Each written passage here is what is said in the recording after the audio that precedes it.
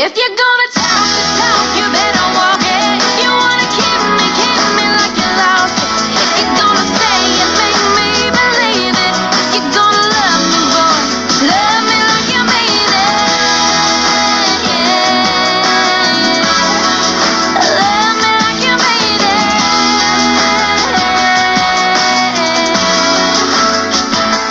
If you're gonna love me, love me, love me. Love me like you mean it.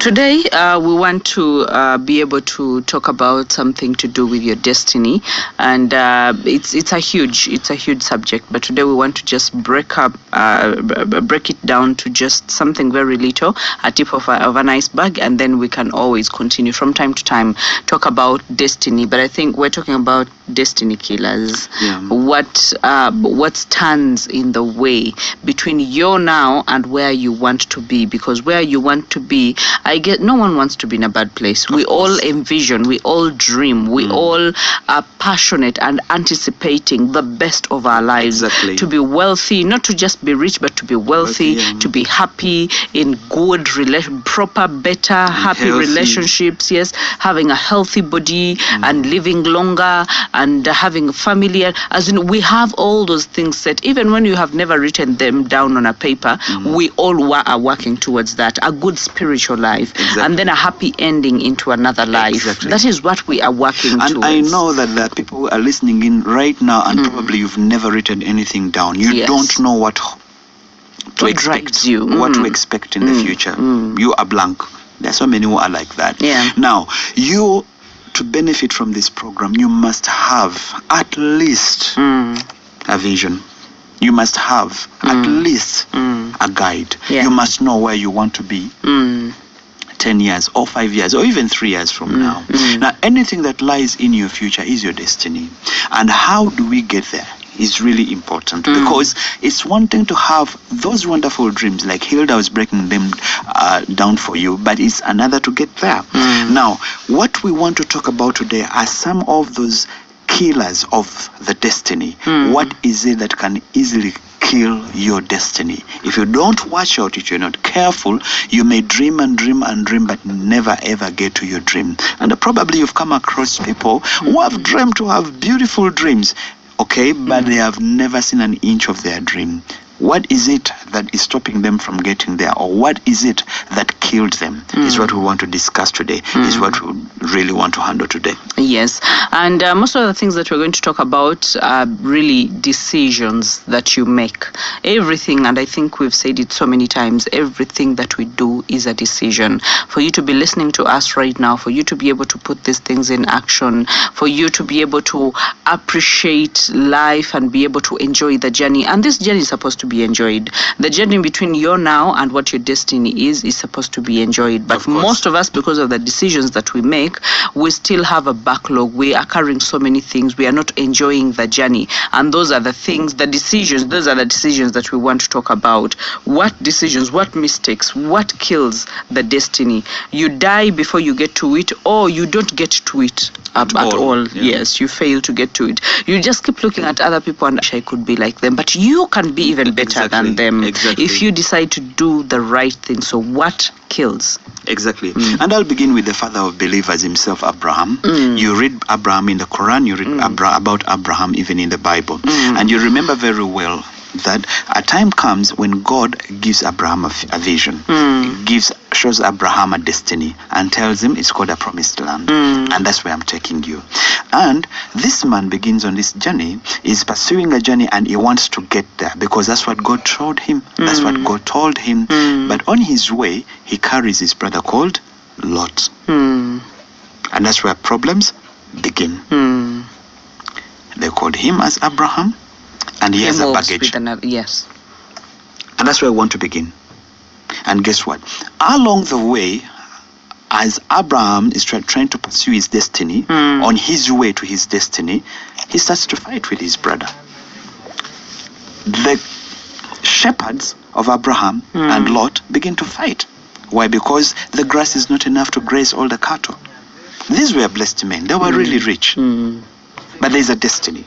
Yeah, the destiny that he was told, when you go, I'll take you to the land that you don't know about, Exactly. the land that was his destiny. Yes. But definitely, being that God is the one speaking, it's definitely a good land. Of course. So between the now for Abraham to where he was supposed to go, which Exactly. was, a good place, a destiny. a His destiny, destiny. then he makes a decision, Exactly. a decision that he was not told to actually make. Exactly. Now, when he makes that decision and carries his brother Lot along the way, they start to fight. They're fighting over grazing Land, yes. because it was not enough. And guess what? Abraham looks to the brother and says, choose wherever you go. Choose. If you go east, I'll go west. If you go north, I'll go south. But choose. Let's separate this day. Why? Because things had become tough. Things had become unbearable. Now, when Lot cast his eyes, he saw the fat, the nice place, the green, the beautiful place, and that's the place that he took. Now, the place that he took is the Sodom and Gomorrah that you've read about, or you've heard about, if you know the kind probably who reads the Bible. Now, when he goes there, what happens is, it is a land that was full of evil, filth, and righteousness. Evil ruled the day. It was a place that no one, would really desire to be. It was not the right destination even for Lot himself. But guess how it started? He leaves a certain place, follows his brother.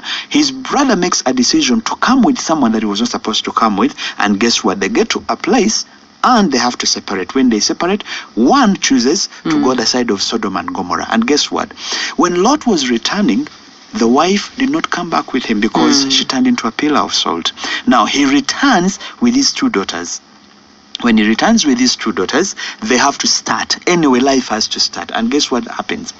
The daughters, cause him drunk. Yes.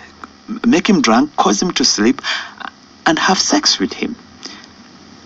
And the results of those disgraceful nights are what we call the Moabites and the Ammonites, who have become perennial pain. They are like a jigger in the life of Israel. Pain forever, even as we speak today. They've been fighting and fighting because of those two disgraceful nights.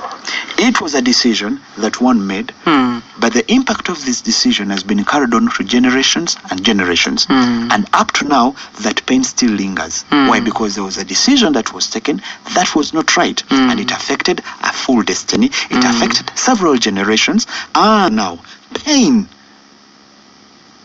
is what they carry with themselves.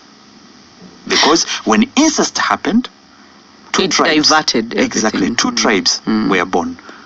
The Moabites and the Ammonites. And many of us, you may say, okay, this is a story that is in the Bible or part of it in the Quran, and you will say, so where do I come in? Most of the mistakes that we make and the wrong decisions that we make, and we often make these decisions, some of them are actually very heavy. I remember there's a time we were talking about decisions, and I think we talked about decision. I don't remember how exactly we termed them, but these are decisions that are regrettable. That when you make them, they are going to be life altering. Like they are going to change your life forever, and they impact your life forever. And then there are those simple decisions of I'm putting on something today and tomorrow it's done. Like that is something that is not going to be remembered.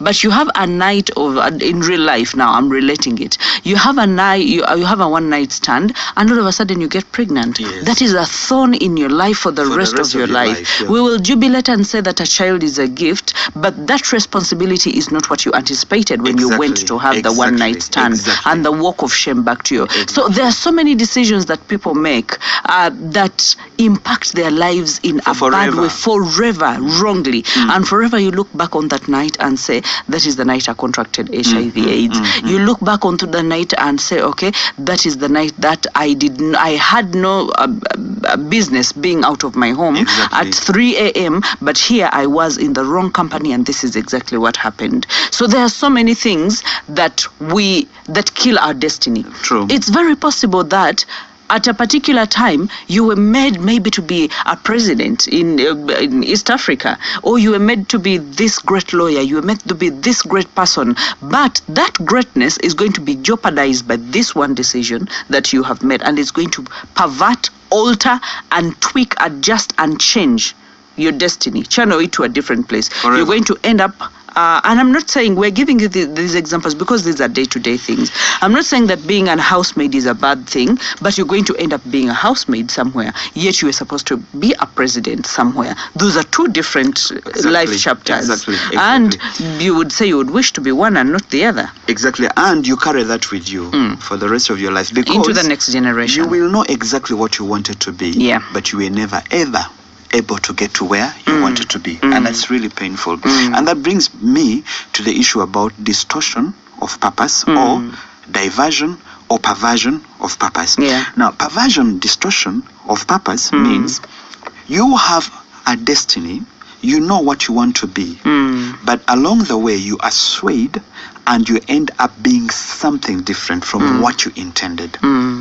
This is what happens. Sometimes it's because of the glitters on the sides of the road. As you're journeying, as you're walking the road, as you're on your way. And I want you to understand this. No one should ever lie to you that it will be easy. When you start on any journey, there is hustle, toughness. I can assure you things will be and even tougher than you ever expected. But that does not mean that you should give up. There's some people who want a very simple life. They just want a very simple life. They don't want anything that is hard, anything that takes their energy, their time, concentration and focus. They just want easy. I can assure you, for as long as you are the kind that is destiny minded, along the road you'll find potholes. Along the road, you'll find hardships. Along the road, you'll find discouragement. Along the road, you'll find judges. Along the road, you'll find people that don't want you to get where you're going. But that does not mean that you should throw in a wet towel. That does not mean you should give up. It means encourage yourself more. Become more zealous, more stronger, more determined, more focused to continue on your road, to continue on your journey. Now, when people find hardships, they are easily convinced either to sit down and take time or give up or find alternatives. And that's what we call the perversion. You find anything else that can make your life a little softer. I can assure you, on your road to your destiny, even omuzadde akuzala can become a stumbling block. Exactly. Even someone, your best friend, can become a stumbling block. Your husband or wife can become a stumbling block. Well, because they don't understand your destiny. They don't understand why you're pursuing this. They don't understand why you're taking this road. Probably it's not comfortable for them. Probably that's not what they wished. Probably it's not what they wanted for you. But you're convinced that that's where you want to be. That's where you want to go. I can assure you, don't allow anyone, don't allow anyone to stand in your way. Listen to them, but continue. This is the most beautiful piece. When you walk that road, regardless of the hardships and the pain that you encounter along the way, the people who are standing in your way, the ones who are discouraging you, the spectators, the ones with the friends, the parents, you shouldn't, will be the very people that will stand and celebrate. And say, that's my girl. We will be the ones who will say, I know that's her. My daughter. That's my OG. Son. That's my friend. We, the same people that thought you shouldn't, are the ones that will crown you. That will celebrate you. The ones that were so negative and giving you all sorts of examples that there is no one that has ever begun. My wife here, when she started her journey, it was not easy. She's shared this over and over. And I think it's the best example that I can use. You know, she tried so much, found a lot of resistance, but she never gave up. Now, I can assure you there are 1,001 who thought she would never. Who actually told her, you're wasting your time. But she never No one gave in up. Uganda has done that. But let me tell you this.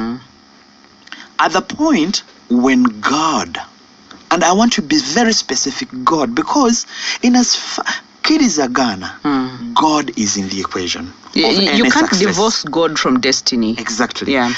God started with you and God will end with you. Yeah. I want to be very specific and I want you to listen to this. Whether you're a Muslim, whether you're Catholic, whether you're an Anglican, Yeah. Seventh Adventist, whichever religion that you practice, God is all powerful. And God deserves all the glory. Now, when God smiles, when God crowns you, even the people, by the way, that hated you, even They the will smile with you. people that did not believe in you will start smiling with you. And Now, they will clap hands. most of the times when I'm walking with her, people stop her. People come to me and they're like, please, kindly, I would want to talk to your wife. Or people are like, oh, she enters in a restaurant, Bahati. And at times it makes her a little bit uncomfortable. But I'm like, you cannot fight that because that is God. Back then, who knew you? No one Who even cared. cared? You know, today it's happening because you fought a good fight. Yeah, paid the price. Pay the price and we can celebrate you. The world has no room for losers. Yeah. The world does not celebrate losers. We celebrate winners. We love winners. When you come out purified, powerful, we are like, yes, Through the fire. yes, thank you for marking it. Then we'll look for your contacts. But if you come last, no one We'll looks become for your you. friends on Facebook. You know, well, because then there's reason. You've given us reason to believe in you. That when it was tough, you became stuck in tougher. there. You stuck in there until you conquered. Now, along the way, no one should lie to you that's going to be easy. It will even get more tough. But don't allow your purpose to be distorted. Don't allow the side glitters to take your attention. Don't allow anything that tries to pull you to the left or to the right. Stay focused on your road. Now, I'll tell you this. Probably are taking 1 or 2 steps. You seem to be going slow. It is okay. Yeah. It is okay. I, in my own words, call it organic growth. You are taking few steps, but every step that you take You never go is back. powerful, confident, established. You cannot be shaken. Even if you're taking a few steps, take those few steps. A time will come when you will look back and say, whoa, I didn't know that I've traveled 1,000 kilometers.